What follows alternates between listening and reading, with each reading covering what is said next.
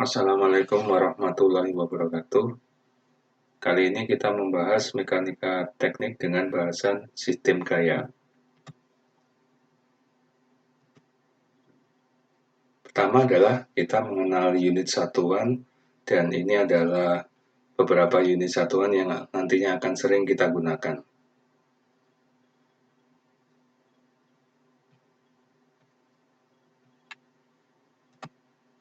Ini juga beberapa unit satuan.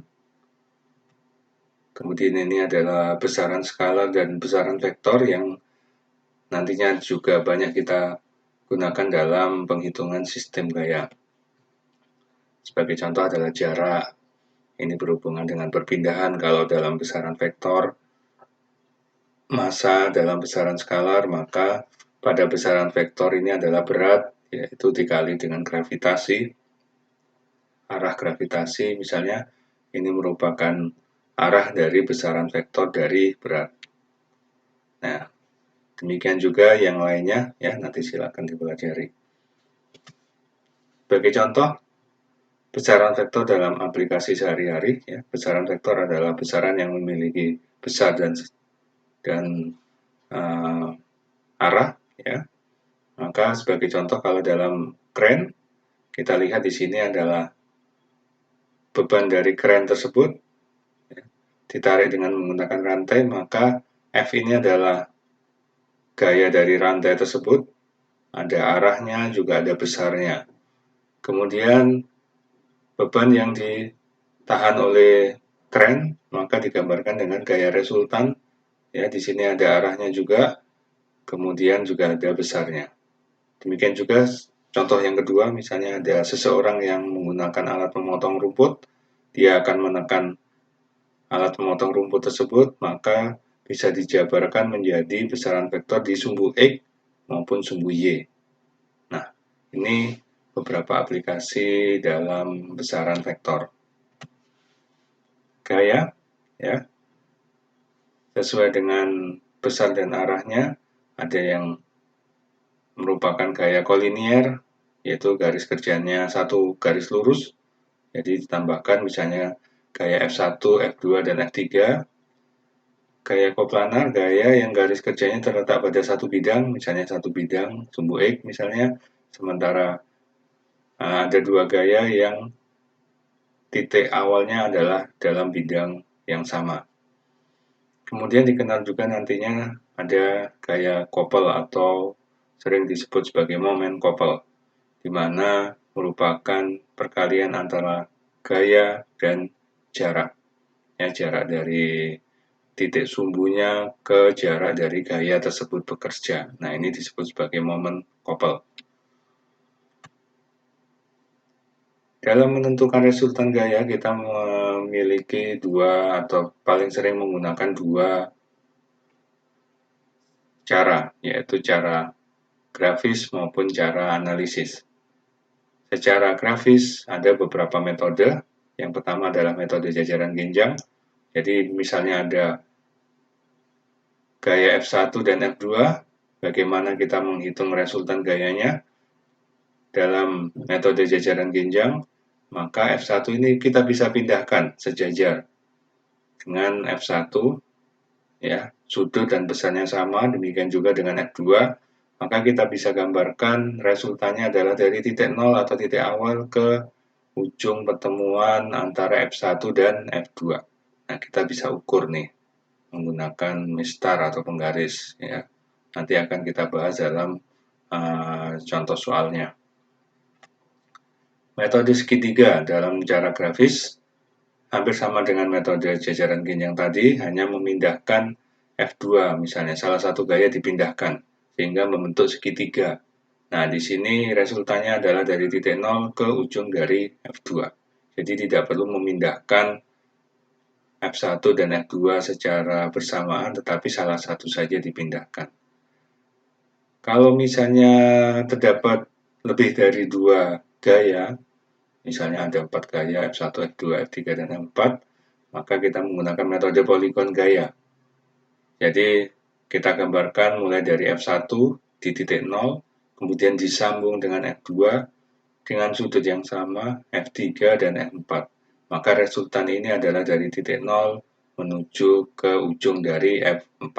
Nah, ini adalah cara grafis dalam mengukur resultan gaya.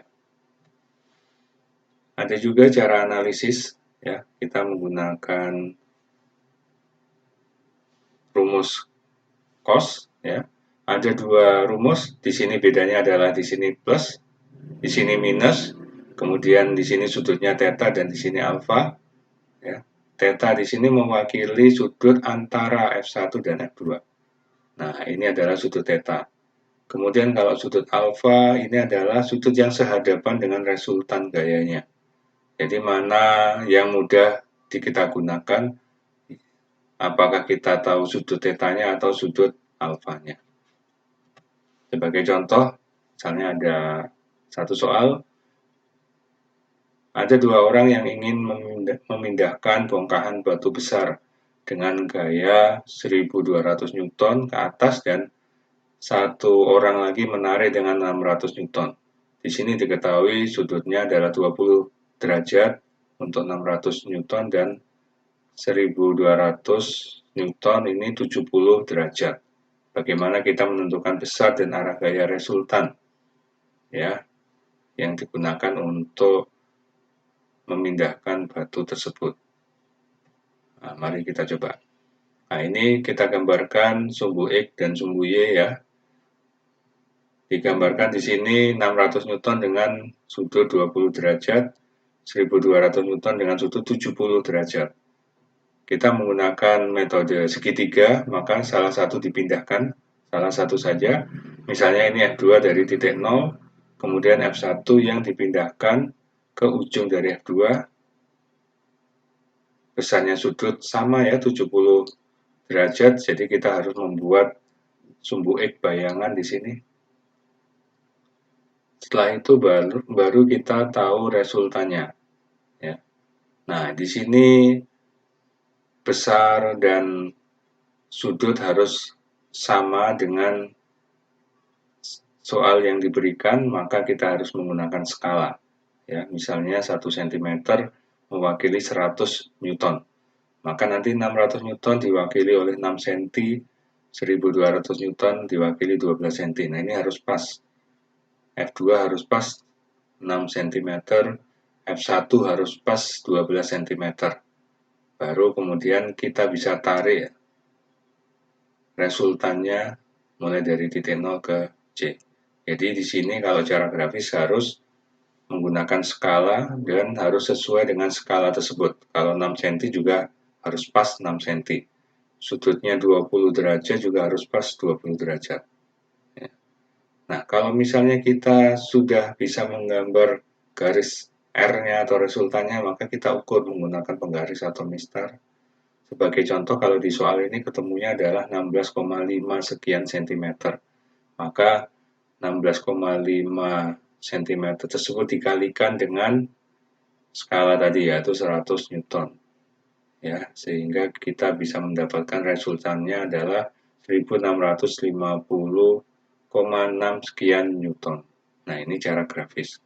Bagaimanakah kalau kita ingin menggunakan cara analisis? Kita bisa menggunakan salah satu dari rumus tadi, ya. Perbedaannya di sini 1 plus 1 minus dan sudutnya.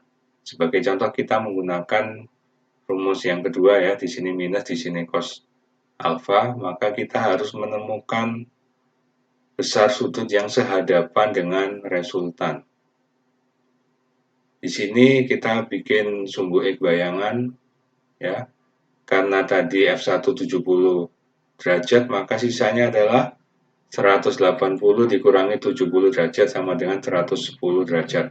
Tetapi dia hanya mewakili di sini, maka masih harus ditambah dengan sudut di bawahnya, yaitu sebesar 20 derajat, di mana 20 derajat ini adalah sama antara F2 yang 20 derajat ini dengan F2 yang ada di sini. Ya. Sehingga alfa adalah 110 ditambah 20 derajat, sama dengan 130 derajat. Nah, inilah sudut untuk alfa. Maka kita tinggal memasukkan ke dalam rumus, ya, semua notasi yang diketahui dimasukkan ke dalam rumus.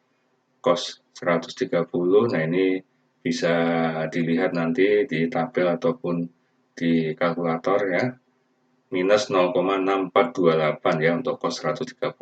Di sini ada minus, maka dikalikan semua. Minus di sini akan menjadi plus karena di sini juga minus, ya. Minus kali minus sama dengan plus.